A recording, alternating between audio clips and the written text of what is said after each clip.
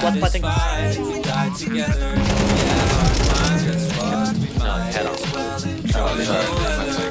Dude, you pay Our for time is up, and I'd be satisfied. We die All this together. talk of greenhouse gas is about to task turn. Let's just stick our tongues out of the poison rain and let the acid burn. And when the Earth swings out of orbit, we can spin in circles on the grass and ferns and just pretend to watch the taxes turn. And on the bright side, if the sun explodes before our April break, we won't have to do our tax returns. Here's the way I see it. If we're gonna die, let's do it on romantic terms. Like, we could linger on the boardwalk, watch tsunamis from the turf shore. I'll go get my board shorts, you can bring your surfboard. Maybe we'll hold hands as we get swallowed into Earth's core. Or we can sing a Christmas carol, like a little chorus choir. Christmas trees lit up from a forest fire. The president and comets blitz into the forest pyre. Not the reindeer, but the kind that killed the brontosaurus prior and all its dino peers. And if the ice age hits, then we could be treadles on the high frontier, Anthropocene pioneers, and melt each other's hearts out throwing glaciers in the cryosphere. The worst part is this wasn't always something that we couldn't stop. Like, we lived through every benchmark. I remember me and you read every update about sea levels on our desktop. So if we can't save us, maybe we can save the future from environmental deadlock. Maybe in an era when we're settled into bedrock, a later civ will take us out and we make headlines. Heck, we might even make a TED Talk. And we could write a note like, don't fuck up your planet, please. Look at how things turned out for humanity. And maybe they would read it. Or maybe they would use our carbon molecules and particles from follicles as fossil fuel. Maybe it's impossible to change things, but we can try them anyway. Be carbon complex renegades and end the day. And I would hold you near as we're infected by the Zika or Ebola scares, get smoldered by a solar flare, or iced out with the polar bears. I always knew that we'd be by each other's side forever. Now our time is up, and I'd be satisfied. Yeah, our climate's fucked. Might as well enjoy the weather. Our time is up, and I'd be satisfied. We die together. You and I could be encapsulated inside a space the size of a minute raisin in quiet and icy stasis. When the fires slay our cryogenic hideaway, we can try to lie awake and dream about the finer days. Before the roads and paths were frozen ashen plains, and the cities turned to itty bitty rows of grass plains, scrapping pavement through the sad arrangements, broken after stains of blood and decimation, separating bones and mass from brains. When the days of cold past decay and exit through the years, we can lay in fields of shattered glass and question why we're here. If so many left this planet without any second chances, why did we awake one morning to a separate time of cheer? But the queries tend to drift and fade as eeriness can slip away, and hearing me, the loneliness demotes itself to in-your-face awareness of surroundings like photographs and picture frames. I'm glad to know it's only you and I among the flicking flame. Maybe even time to take a couple minutes off, and we can live forever while the planet is eclipsed in fog. It might ghost disaster, dear, but we can sing a different song and use the White House pillars as a mighty builder's wicked love. Making out of real chutes and ladders, and an open perfect complex like we even knew it mattered. Never mattered, beating broken bones, factories and open homes. I'm sure we'd survive enough to see the moons of Saturn. Solving puzzles in the universe from Jupiter to Mars. Playing scientists to try and say we flew there in no cars. Like, maybe it's not all bad. The scene accused bizarre. Watching hydrocarbon Neptune snow dissolving from the stars. And I never thought I'd say this, but frankly it's been peaceful to escape from that distasteful state of hate, deceit, and evil. Sure, a planet to ourselves is quite a journey towards you people, but the only time I'm happy for is the time I get to see you. I always knew that we'd be by each other's side forever. Now our time has come, and I'd be satisfied. We die together. Yeah, our crime is fucked. We might as well enjoy the weather. Our time is up, and I'd be satisfied. We die together. No way. That happened. That would happen. Jake. And then One is lit. these are split. Oh man. Yep. I think I'm in love, but I've been feeling otherwise. These flutters in my stomach aren't butterflies and cutting knives and nothing but a knife. And if you listen close when she begins to speak, you'll hear a couple hundred sighs in the collective shut of eyes. Letters linger on her lips like lullabies. I think I've drowned a couple times inside her opal-colored eyes. She could do something as simple as sit down with a brace of Olympic dies. A perfect 10 photo shutter finish on her cocoa butter thighs.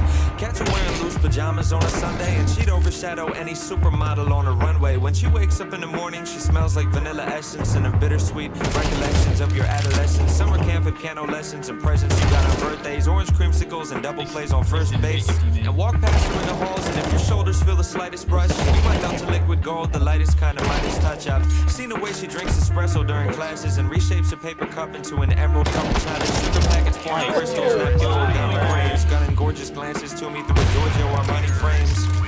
She's nearly perfect in almost every way. Sorry through that flash. But she's got sweet taste in movies. Ask her for her favorite titles, and she always likes to say she's down to go see anything by Shyamalan or Michael Bay. And also, she's a psycho in the kitchen. It's a travesty. What kind of fucking monster cooks the pasta in a microwave? And she does this thing where she corrects your grammar if it's wrong, and clicks her tongue and winks and shoots a playful finger gun as if she's won some sort of contest. Empress victim of a conquest. Mrs. Orange Champagne, let me fix you with a comment. Princess cake you when you're down. Warship her to a godhead. It seldom happens that she listens to my voice and doesn't chime in quick with unsolicited advice. An unapologetic tyrant, a passive-aggressive rivalry. Ask her a question and catch a handful of sass and irony. And trust me, really, she is just the worst of board games. Debates about the rules like legislators at a court case. Tampers with the scales of justice, wielding pencils as her gavel. Once I even caught her cheating while she kept her score in Scrabble. She's a fucking record checkers, plays Monopoly sloppily. Always bringing up disputes and games of Trivia Pursuit. Sucks at Battleship and Risk, she fights better hand to hand. And don't even get me started about how trash she is in Candyland. Like you can't be bad at that game, yet you lose all the time. It doesn't make any sense. But I'm no Adonis either. Fashion sense abysmal. I've got two Nirvana t-shirts that I wear to formal outings, and I've never owned a cardigan. Catch me buying cargo pants at Target from the bargain bin. Drink milk straight out the carton. Use my hands to scoop out margarine. Breakfast table etiquette makes up our morning arguments. And I'm not a glass half full kind of guy. Shipwrecked flags half-mast hull kind of guy. I never was an optimist, not too good at compromise. The problem is my ego's far too fragile to apologize. But she always calls me out and takes me down a couple pegs too. It's always nice to have somebody close who double checks you. And honestly, we wouldn't be ourselves if we were different. Yeah, she's clumsy and I'm stupid. Those are things that we can live with. Being perfect's unrealistic. Either way, I like our flaws. The way I crack my knuckles off and the obnoxious way she yawns. The way I stutter when I flirt cause I'm not very good with courtship. The way she's got me the first 10 minutes of a road trip. And when she cuts her pancakes, it's in slices, not in squares. The way my daily coffee intake is a crisis, I'm aware of the crowded theaters. The way she parks in parallel. The way she goes through pints of Ben and Jerry's salted.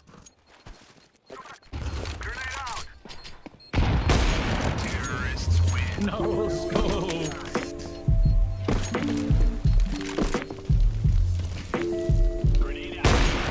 One more in. Yeah, I like to think I'm well equipped as any other average guy, but I just can't discover love, and I don't even set my standards high. On top of that, I'm camera shy. Maybe I should opt out of the dating pool and be an undercover Tinder samurai. Cause I would rather type online than whisper in a dingy bar, and swiping left and right could be my new ninja star. I'm well versed in virtual lovemaking ninjutsu. On every profile pic I post, I'm posing with my shih tzu, or flexing with my shirt off, cause I heard that gets you hits too. Especially OK Cupid, I'm like arrows of the sheriff's bee. I pierce hearts of women with my cursor and my arrow keys, and disregard my Roman roots and choose a font that's serif-free. Trust me, I'm a Tinder bio brainiac. The way I kindle fire with matches, I'm a pyromaniac. On Christian Mingle, I'm a Casanova. If y'all don't think so, y'all can ask Jehovah. Check your inbox, you might send an answer over. I wish I had the muscles of a granite sculpture. I would log on Ashley Madison and bang adulterers. I'm so lonely, I'm considered farmers only just for someone's arms to hold me. Also, I'm really big on agriculture.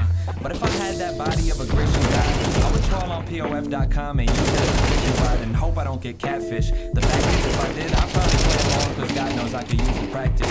And if I'm aching for my roots, I'd visit Shadi.com. Message Islamic, Wahhabi, Hijabi, Hadi, Salam. And Sunni, Shia, those are both denominations I respect because I just care for our connection. I don't care about respect. Sometimes I uninstall my apps in reckless, insurrectious rage, then regret it while I check the Craigslist misconnections page. Then I think that I should get out more and disregard my mobile cell. Get to know the local teller at my Barnes & Noble well.